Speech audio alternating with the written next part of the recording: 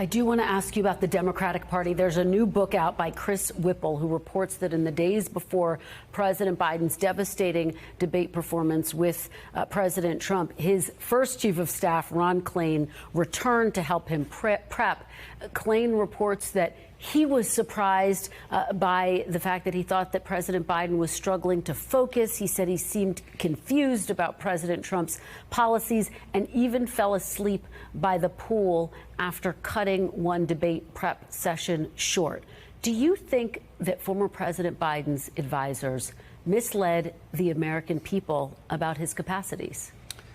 It's hard for me to gauge what the closest advisors of the president were seeing at the time. I can only speak to the interactions that I had with him, which were, in the months leading up to his getting out of the race, largely ceremonial occasions. But I will say this. He made the decision to get out of the race. I think that was the right decision.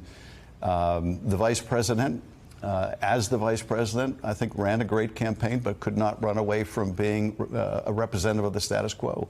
And the fact is that people are hurting and have been hurting for a long time. This is a, frankly, decades in the making problem where people are working harder than ever and still can't get by. What Donald Trump is doing right now is making that so much worse.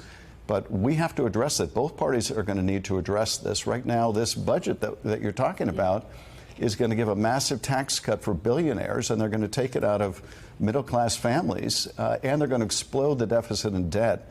That's just going to move us further in the wrong direction. So we're going to have to grapple with some of the central challenges, structural challenges in our economy.